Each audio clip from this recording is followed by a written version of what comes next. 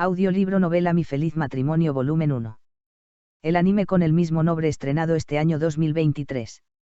Disponible en Netflix. Lo recomiendo a 100% al igual que el manga. Recordad que yo solo hago los audiolibros y que hay que apoyar los respectivos autores. Capítulo 5. Finales y nuevos comienzos. Ese cerezo otra vez. Yo estaba soñando con eso por segunda vez. Madre. El cerezo del jardín de los Aimori estaba en plena floración. Junto a ella estaba la madre de Miyo, el color de su kimono hacía juego con las flores. Le hacía señas a su hija para que se acercara, sonriendo. Miyo dio un paso vacilante hacia ella. Luego otro, y otro, pero al igual que en su primer sueño, no se acercaba más. Madre, yo. No terminó de decir quiero ir a tu lado porque escuchó otra voz llamándola por su nombre, una que no podía dejar sin respuesta. Te veré de nuevo, madre. Su madre siguió haciéndole gestos para que se acercara, pero Miyo se dirigió en la otra dirección. Se despertó con la vista familiar de su habitación en la casa de Kiyoka después de que todo terminó. Un médico la había examinado y, aunque no tenía ningún hueso roto, estaba muy magullada, por lo que le aconsejaron que descansara unos días. Kiyoka se tomó un tiempo libre del trabajo para cuidarla, lo que la hizo sentir feliz, ansiosa y aún más en deuda con él. Yuri había llorado de alivio cuando trajo a Miyo de vuelta. Le preocupaba que Miyo pudiera morir de deshidratación si sus captors la encerraban. Yuri también había estado ocupada atendiendo las necesidades de Kiyoka, quien había estado cuidando de Miyo, estaba muy agradecida con ambos. Y más tarde, poco a poco, Kiyoka le contó a Miyo lo que le había pasado a la casa de su familia. Se quemó. Sí. La tensión se alineó en su rostro. La casa era de madera y tenía muchos jardines. Todo se convirtió en humo muy rápido. Admitió que no pudo haber hecho nada para apagar el fuego que Minoru Tatsuishi había conjurado. Afortunadamente, nadie había muerto. En cuanto a tus padres.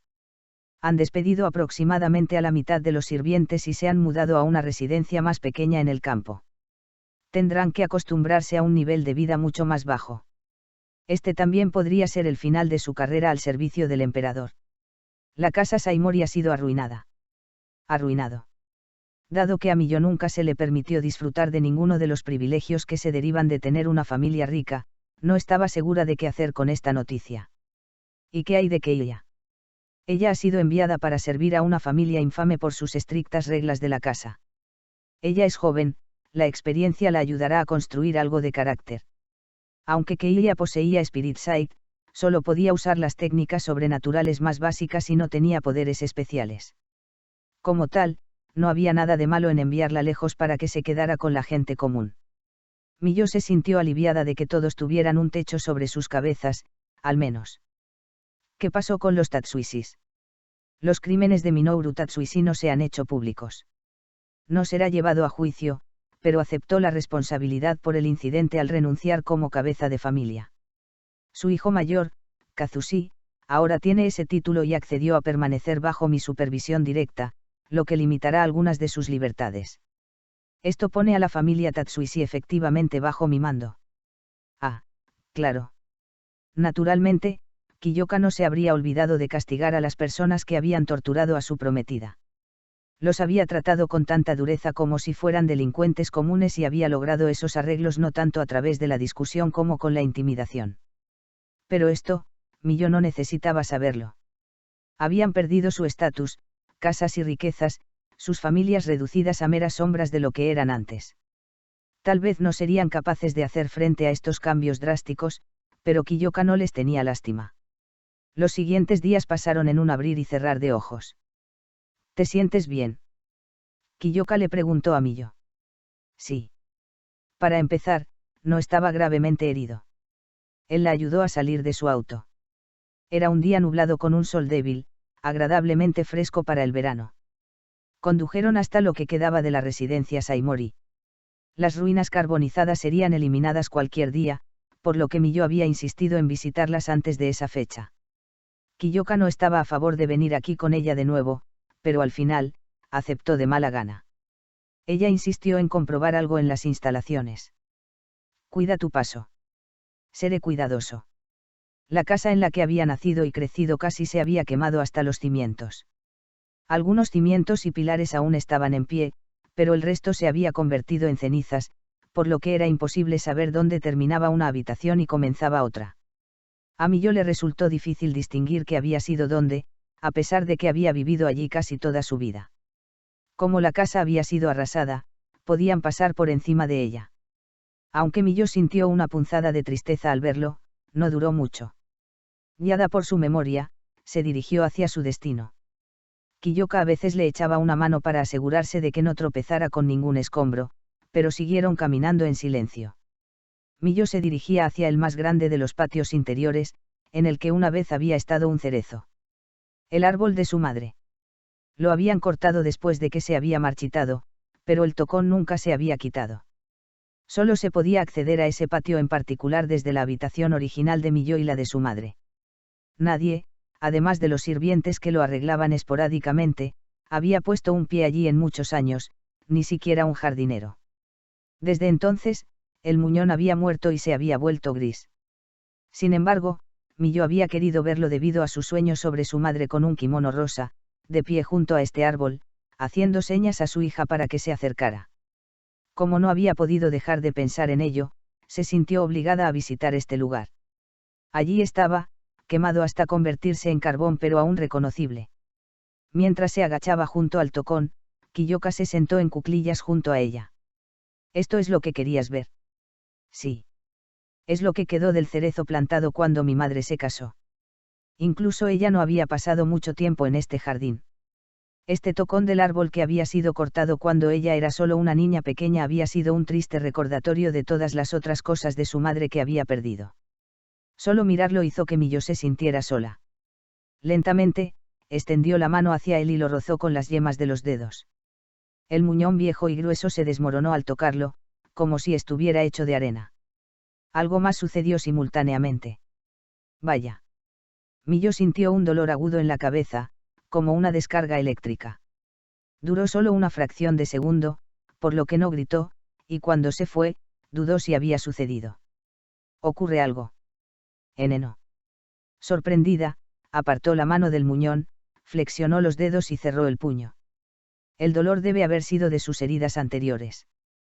Tal vez aún no se había recuperado por completo. Esta explicación la satisfizo. ¿Nos vamos? Sí, vamos. Ahora, la única marca que la madre de Milló había dejado en este mundo era la propia Milló. Pero eso estuvo bien. De hecho, probablemente por eso su madre la había llamado allí, para mostrarle que era hora de seguir adelante. Y así lo haría. Si bien ella no negaría su pasado, sería un capítulo cerrado de aquí en adelante. Había tenido su parte de desgracias, pero ahora tenía los medios para alcanzar la felicidad. Salieron por la puerta rota y vieron un rostro familiar en la calle. Kouji. Cuando ella lo llamó por su nombre, él la miró fijamente con un ligero aturdimiento y tal vez con una pizca de culpa. Milló. Ha pasado un tiempo. Sí lo tiene. Sin contar el breve momento antes de que cayera inconsciente cuando Kouji y Kiyoka vinieron a rescatarla, lo había visto por última vez hace un mes, cuando estaba con Keiya en la ciudad. No habían podido hablar en ese entonces, por lo que se sentía como si ella no lo hubiera visto en mucho más tiempo. ¿Cómo te sientes? Estoy mucho mejor ahora, gracias. Me alegra escuchar eso. Dime, ¿tienes un momento o dos para hablar? No podré quedarme en la ciudad mucho más tiempo, por lo que esta podría ser nuestra última oportunidad para conversar. Milló había oído que Kiyoka la había encontrado tan rápido gracias a Kouji, así que quería agradecerle. Pero si Kiyoka decía que no, no insistiría. Ella lo miró interrogativamente. Suspiró y asintió. Ella tenía su permiso. Claro, hablemos. Gracias. ¿Te importa si vamos allí? Se alejaron un poco y se sentaron en los escalones de piedra a la sombra de los árboles. Solían descansar aquí cuando jugaban afuera cuando eran pequeños. Esos momentos robados con Kouji habían hecho soportable su infancia después de haber perdido a su madre y su lugar en la familia. Tenía una deuda de gratitud con él por haber sido su único amigo en ese entonces. Gracias desde el fondo de mi corazón por venir a rescatarme. Ojalá pudiera decir de nada, pero la verdad es que no hice nada. Yo era impotente. Todo lo que pude hacer para ayudarte fue contarle a tu prometido lo que pasó. Parecía abatido. Kiyoka me dijo que si no fuera por ti, no habría podido venir en mi ayuda tan rápido, agregó Miyo. Supongo que es correcto. Así que contribuí de esa manera. Pensó en decirle algo alentador, pero se detuvo. Él no hubiera querido que ella acariciara su ego dañado simplemente por simpatía. No poder hacer nada fue increíblemente frustrante. Puede que haya heredado el don, pero mis habilidades no valen nada. Solía pensar que todo lo que importaba era que lo tenía y podía transmitirlo, así que dejé de intentar mejorarlo.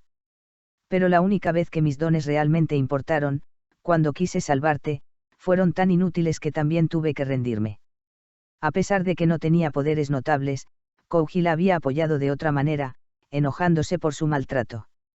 Eso era lo que realmente le importaba. Sin él, realmente no habría tenido un solo aliado, por lo que podría no haber tenido la fuerza para sobrevivir.